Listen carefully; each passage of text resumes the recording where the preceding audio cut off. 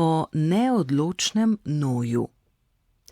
Nekoč je živel zelo prijazen mlad Noj, ki je imel eno samo slabo lastnost. Bil je zelo negotov in se nikoli ni mogel odločiti, kaj naj stori.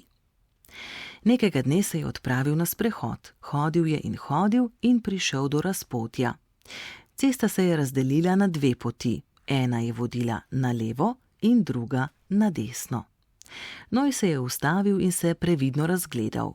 Ob desni cesti je rasel nizek grm, ob levi pa dve drevesi. Nekaj časa je stopical na mestu. Če grem desno, grem mimo grma, potem cesta zavije in se izgubi v daljavi. Kdo ve, kam vodi? Če grem levo, stopim mimo dreves, cesta se rahlo vzpne, ko pridem do vrha klanca, pa sploh ne vem, kaj me čaka. Levo ali desno? Že vem, si je dejal. Šel bom po boljši poti. Ampak katera je boljša? Ob desni poti je samo pritlikav grmiček. Mogoče je tam manj vode. Če grem daleč, bom grozno žejen in nikjer ne bo niti kaplje, da si utešim žejo. Komaj se bom privlekel nazaj, če ne bom kar legel in umrl. Torej levo. Na levi, je nadaljeval sam pri sebi, sta dve drevesi, vode je dovolj, a cesta se vzpenja, dokler ne dosežem vrha, sploh ne vem, kaj je na drugi strani. Lahko da me tam čaka lačen lev ali lovec, ki ve, da vse živali izberejo levo pot, ker bom utrujen od vzpona, mu ne bom mogel pobegniti.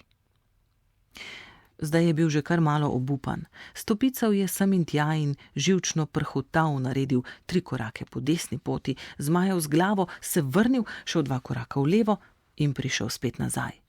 Od obupa je vtaknil glavo v pesek in mižal. Kar naenkrat ga je strašno zabolela zadnja plat. Poskočil je in se obrnil. Za njim je stal njegov mlajši brat in se tako smejal, da je imel čisto rožnat kljun. Kaj pa moliš svoj pernati zadek v zrak sredi razpotja, ga je zanimalo. Ali ti ni mama naročila, da pojdi desno mimo grma in ni na bližnji jasi naberi košarico jagod za poobedek? Je res rekla desno? Se je čudil Noj.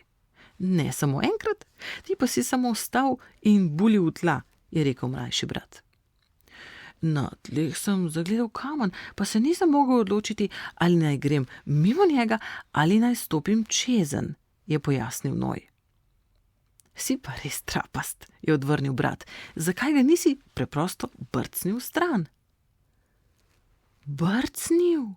Saj ni važno, pojdiva, da ne bova pozna za kosilo, je priganjal mlajši brat.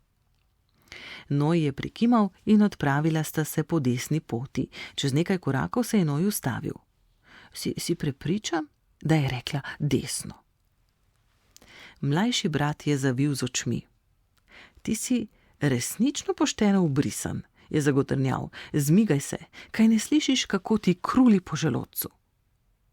Noj je prisluhnil. Res mu je zavijalo po trebuhu. Ko je dvignil pogled, je mlajši brat že prizadevno nabiral jagode. Za hip se je obotavljal, potem pa mu je priskočil na pomoč. Kot bi mignil, je bila košarica do vrha polna. Nato sta se pernata brata odpravila nazaj in prispela domov ravno v trenutku, ko je bila juha že na mizi. Tokrat se mladi Noj ni prav nič spraševal, kaj naj stori. Najedel se je do sitega, si privoščil prgišče slastnih jagod, potem pa so ga noge kar same odnesle v senco pod košato drevo, da si po kosilu malo odpočije.